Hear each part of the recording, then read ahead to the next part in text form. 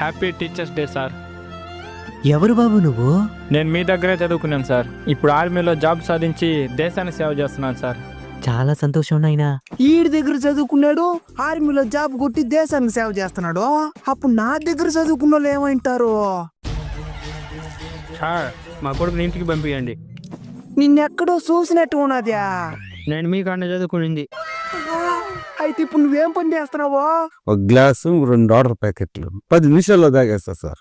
10 నిమిషాలు 3 వేస్తాను. మళ్ళీ వెనక్కి తిరిగి కూడా చూడను. పడిపోయిన పాము కూడా రాని పోయా ఆయన కాలుతో తినేస్తా. ఇచ్చేస్తా.